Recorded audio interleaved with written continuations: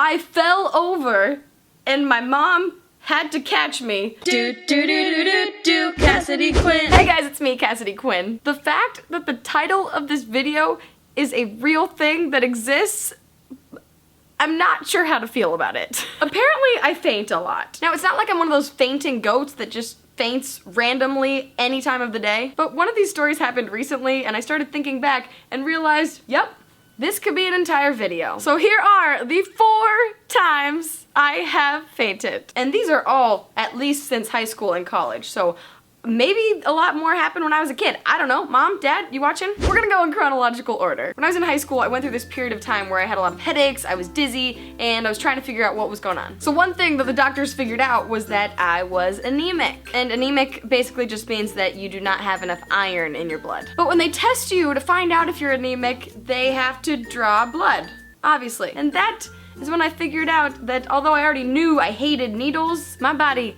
really doesn't like getting blood drawn. So I'm in high school. I'm like 16, 17 years old at this point. And I sit in the chair, they take some blood, and I immediately start feeling very dizzy. It gets to the point where I am just seeing dark spots, and I can tell that I'm about to fall over if I don't lay down voluntarily. So the doctor sees this happening. So they take me to this separate room where I can lay down on a bed and they give me a teddy bear to hug. And then they gave me a juice box. So yes, I am a high school student laying with a teddy bear and a juice box. Oh, I forgot to mention at the beginning of this, I was a pescatarian at this point in my life, meaning mostly vegetarian, but I ate seafood. So at the end of that visit, my doctor was like, hey, you either need to start eating meat or you're gonna have to take iron pills forever. So on my way back to school, my mom took me through an Arby's drive-thru and I got a roast beef sandwich. Fainting blackout number 1. The next one happened, I believe, towards the beginning of college. There's a youth homeless shelter in Seattle that my mom used to go early in the morning and serve breakfast sometimes. And when I was home from college, sometimes my mom would convince me to wake up early enough in the morning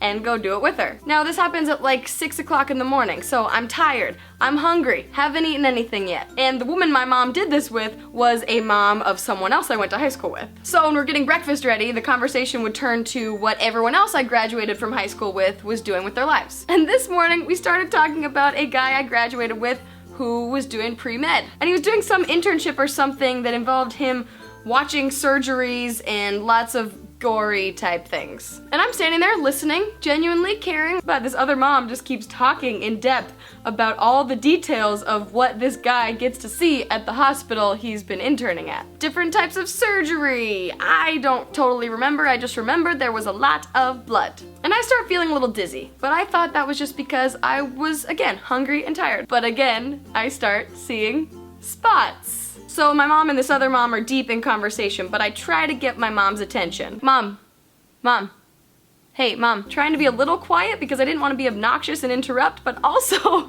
I knew I needed my mom, and I just keep seeing more and more spots. My vision is getting darker and darker and cloudier, and luckily my mom heard me and looked over at me just in time. And I don't totally remember this because I was blacking out, but apparently I fell over and my mom had to catch me before I hit the ground. Like actually just falling straight for the floor. So then my mom is wonderful and she had to baby me and give me some juice and a snack. I'm eating the food we're supposed to be giving to the homeless youth. Oh my goodness, it was embarrassing. I was so useless. So useless. Okay, the third story involves my grandma. There's a facility in Seattle that provides residential care for people living with HIV and AIDS. And one time when I was home on a break from college, my grandma was visiting and our whole family took a tour of this home. Obviously it's a really cool place, you get to meet a lot of wonderful people who are going through a lot of rough things, but I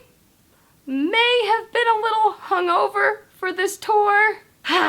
Yeah. So I don't know if you've ever had a hangover, but it doesn't feel great. You can have a variety of different feelings, including feeling dizzy, feeling tired, having a headache, feeling nauseous. And I was feeling a combination of all of those things. But I was still gonna go on the tour because, again, it was a good thing to do and see. So we're walking around this building and I just start feeling worse and worse. I'm like getting the hot sweats, feeling dizzy, and I was trying to keep it from my grandma because I didn't want to have to explain. But eventually it just got too much and I started again seeing spots. and I kept telling my brother what was going on because I didn't want the parents and grandma to judge me, so I confided in him. But eventually he was like, dude, you gotta lay down or something because this is not gonna go well. And I started kind of stumbling and seeing more black spots. Again, the memories are fuzzy because I think once the spots start coming, they also happen in my brain. So, at a facility that helps people with AIDS, I had to get taken to a room to lay down. Oh my god, it was so embarrassing. Like, the people who work there, who are supposed to be helping everyone else that really needs help, are giving me some juice and a place to lay down. Oh goodness, why am I telling you this? So my family continued on the rest of the tour, and I laid down like a useless, worthless college student. Oh, and of course my wonderful little grandma felt so bad for me. She just thought I was really, really sick. She was like, oh my god, do you have a fever? Do you have the flu? And I did not have the heart to tell her that I was just really hungover. She kept coming over to me and hugging me and like patting on my shoulder and just telling me that she hopes I feel better. Ah, it's good I have so many nice people in my family to take care of me. I thought this story would be funny, and now I'm just getting very depressed because that's horrible. But finally, the last story. This one happened pretty recently, and I actually vlogged about it, so you may have heard part of it already. There was a blood drive in Portland last year, and it was being organized by the family of a man who almost died, but his life was saved because of all this blood that he was able to get. So the family was holding a bunch of Red Cross blood drives so that they could get even more blood to help other people that are in need. And my friend Lisa had met this guy because he had come into our TV studio and done an interview. So she tells me this blood drive is happening, it's on a Saturday. I had no excuses, so I said, yeah, let's do it. So we get there. I'm feeling good. I'm gonna do something productive for the world today. But I'm a little nervous because, like I said, I don't like needles or giving blood. And as I was filling out the paperwork, I thought back to that time in high school when I got blood drawn and had to hug the teddy bear. But I thought, no, I'm an adult now. I can handle this. So there were 3 of us that had come together to donate blood that day. But we could only have 2 of us go in to the blood donating area at a time. So I was like, hey, I'll be the one that does it by myself. I can do this. I'll take one for the team. So those 2 go in, then a couple minutes later, I go into the other room. And before you donate blood, they have to prick your finger and make sure the iron levels in your blood are high enough. They prick one finger. Says the iron level is too low. But the guy's like, no, it's okay, we'll try your other hand just in case, because sometimes the levels read differently. And what do you know? It said the levels were high enough when they pricked my other finger, but like just barely high enough. So he's like, okay, cool, we can go ahead with it. But before we got any farther, like still, all that had happened was the pricking of my 2 fingers. I start to get a little bit dizzy. I start to feel hot. I start to see the spots. And I'm like, no, I can handle this. I can handle this.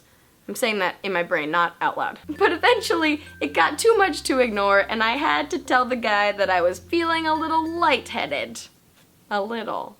And he looked at me and was like, oh, yeah, all the color has flushed out of your face.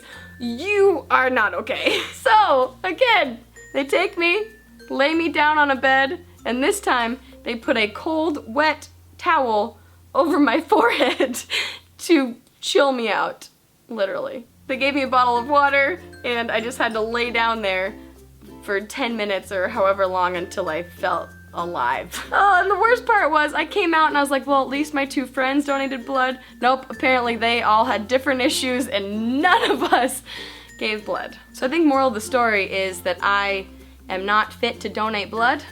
I will donate monies instead. So there you go, those are the 4 times I have fainted or come very close to it, and that's just so far in my life. So maybe we'll have a part 2 in a few years when it happens a bunch more times. Thank you guys so much for watching this video. I am just happy that I have never actually fainted like all the way down to the ground without someone catching me. Thank you, Mom, because that would hurt. Give this video a thumbs up for being alive. Click that subscribe button if you're feeling alive. And I will see you on For Real Friday. What am I doing with my fingers? I don't know. Bye! Actually, I need to eat some breakfast because I'm feeling a little lightheaded right now. I just need to eat all the time. At least that's my excuse.